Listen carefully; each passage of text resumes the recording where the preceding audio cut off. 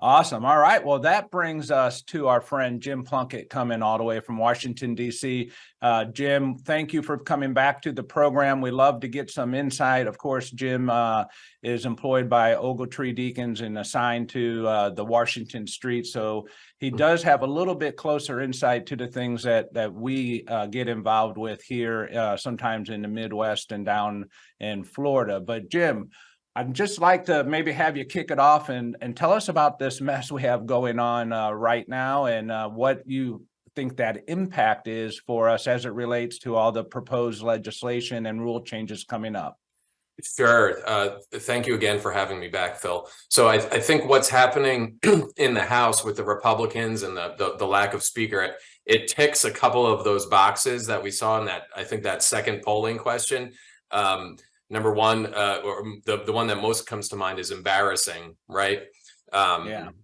Certainly embarrassing for the Republicans, embarrassing for the country. But this whole mess really goes back to almost a year ago, right, Phil, when the Republicans took control of the House in those November 2022 elections, but only did so with a razor thin majority, and therefore it sort of gave this sort of oversized power to a smaller group of folks in the Republican Party. And you were just talking about leverage, Phil, right? When you've got that small majority, you need every vote that you can get. So a lot of these folks who in other situations would be confined to the backbench, they are prominent players, and they forced Kevin McCarthy to go through 14 ballots before he was elected on the 15th ballot to be speaker. There was, if you remember, in May and June, there was this whole concern about the debt ceiling, right? That was in part because of that. There's a big mess there. And then fast forward to the end of September, the government funding situation. They've punted that to mid-November, and then here we are. So when you sort of connect all these dots, you come to this situation where they've kicked out Kevin McCarthy, but did so without really having, I think, a plan in place. I always say I'm a big sports fan, and when they always talk about, oh, should we fire the coach, or do we need a new quarterback or whatever, I'll often say, okay, sure, but who's the alternative, right? You don't want to just do this slash and burn thing and, fire your coach or get rid of your quarterback, and then you end up with plan C, right? And the Republicans are beyond plan C right now in the House. I think they're going on plan D or E.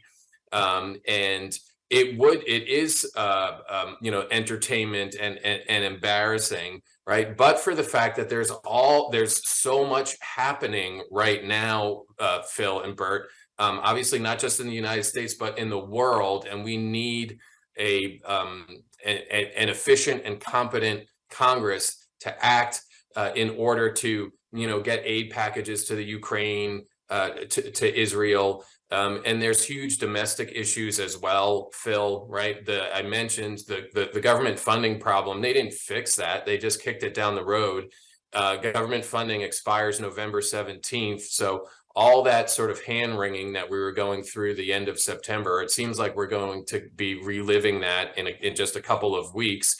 And Republicans have used this time, which they were supposed to be using this, 5 or 6 weeks to get their appropriations legislation in order, and they've just been spinning their wheels, right? So I think we're going to be up against another, deadline in November 17th. There are also major legislative packages that have expired that need to be reauthorized. So things like the Federal Aviation Administration, Congress reauthorizes that every 5 years. Well, it expired in September 30th. They've put it on life support through the end of the year, but we really need the FAA to be reauthorized. Obviously, being able to get on airplanes, whether it's for personal business travel, we need to ship products and goods and widgets, right? We need airlines. The Farm Bill, another massive piece of legislation. That's a 5-year program that expired on September 30th. This sets the nation's priorities for crop subsidies, crop insurance, the SNAP supplemental nutritional program. There's all sorts of federal government programs that are tied up into the so-called Farm Bill. That also expired, and that needs to be redone as well. And the scary thing with some of these things too, Phil, is if we're keep punting them right to September or into 2024, and keeping them on life support into 2024, there's going to be a period in 2024 when Congress just sort of walks away from everything because they're going to go on the campaign trail, right? So we could get into a situation with some of these things like the FAA or the Farm Bill. If they wait too long, it's going to be real long before we get, new authorization, and they're just going to be running on fumes. But so it's a real mess, Phil. I don't know what the way out is for Republicans. It doesn't seem like they have that Jim Jordan, who is the latest guy that they put up for speaker. It doesn't seem like he has the votes. There's talk about sort of this compromise situation where they empower Patrick McHenry, who's sort of the acting speaker, I guess you would say, if they give him the powers to move legislation. But nobody really knows, and it's one of those things where I think they asked one time they asked Bob Uecker how to catch a knuckleball, and he said, "Well, you wait for it to stop rolling and then you pick it up." And in it feels a way, a little bit like that, huh? Yeah, in a way, that's how I feel about the sort of minute to minute, day to day machinations of what's happening in the House. It's just sort of, you drive yourself crazy if you delve too much into it. So I don't think anybody really knows what is going to happen as the end game here. One thing I can take from what you're saying, Jim, is that our congressional branch, our legislative branch of the federal government, is now equally as dysfunctional as our executive branch. We don't have any leadership anywhere in this country right now. And I think in a moment of clarity, in an absolute moment of clarity, John Fetterman, of all people, who people will remember, he's our senator from, is it Pennsylvania? I believe our senator from Pennsylvania who had some real health problems recently, could barely walk, could barely talk, yet somehow he got elected.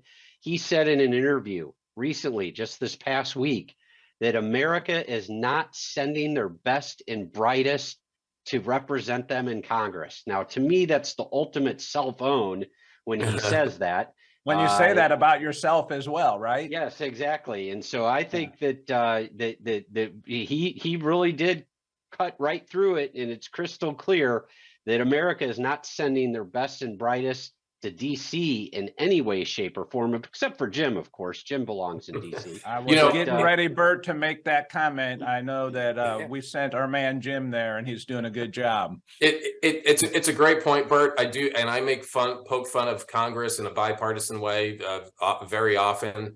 But I do think we've got about 500 or so elected officials in Congress who are well-meaning and are sincerely go there to do good work and to make policy.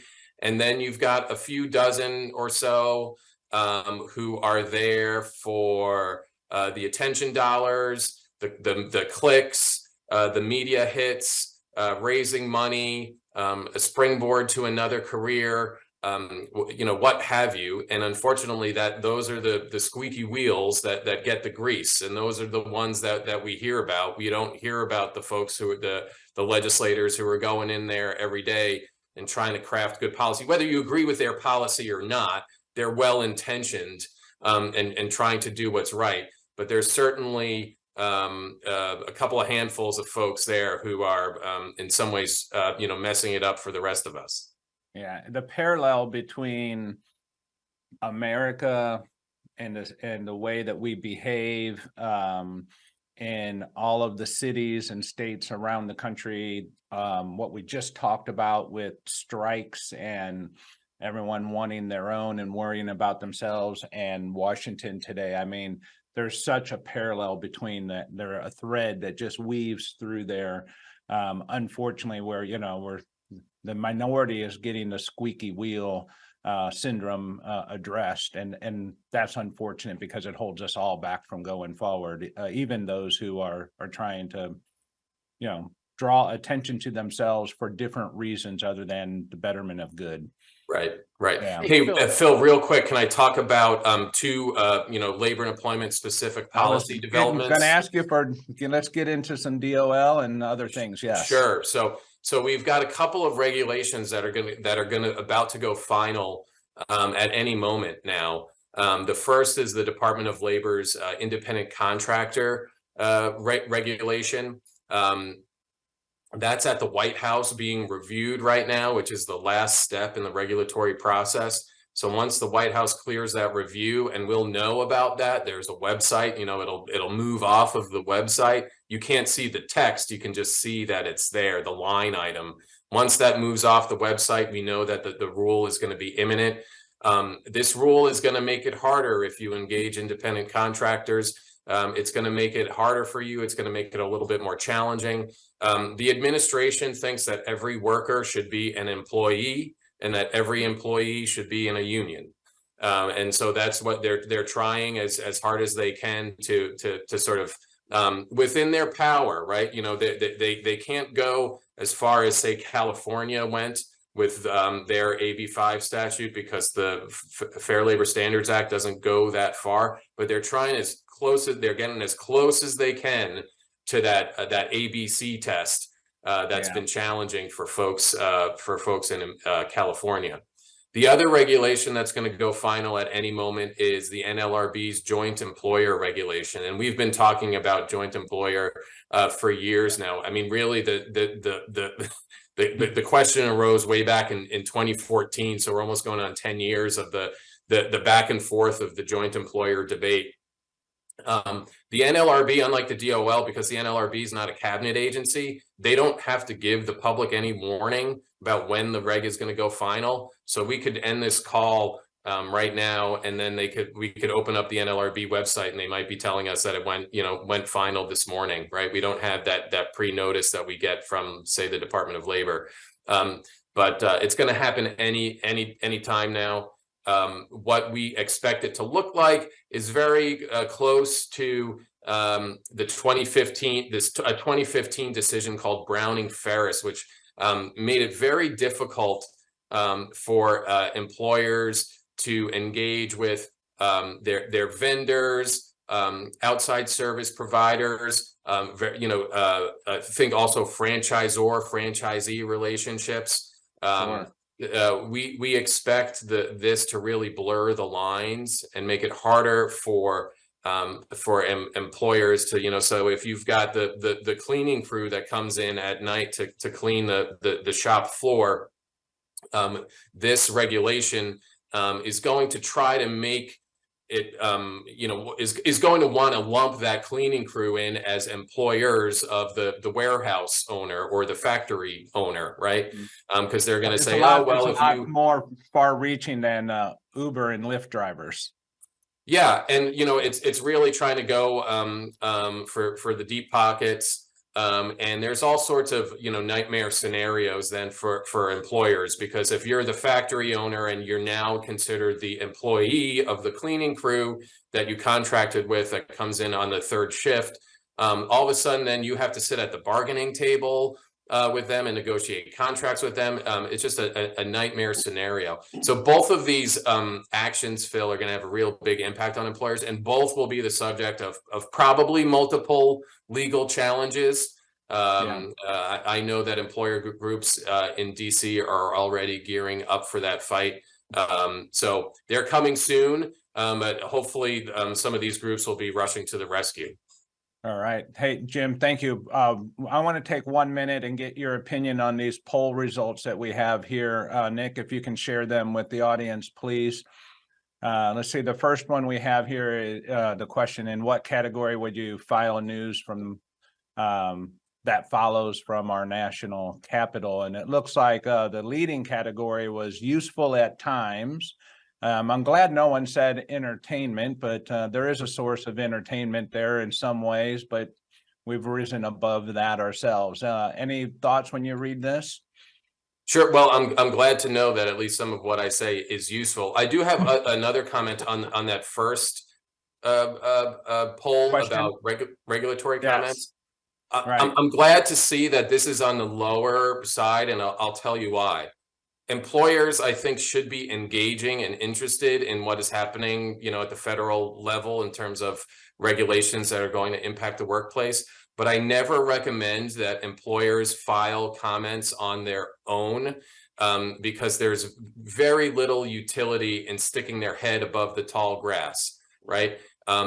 Employers should be making their voice known through the regulatory process for sure, but they should be doing so through groups like AIM, or through their other trade associations, right? They want to do so in an anonymous way, so that, you know, they're not the subject of extra scrutiny from the federal government. So, for example, I'm in the process with some of our Ogletree colleagues of drafting comments on the overtime changes that are happening right now, and we're doing it for a group of retailers.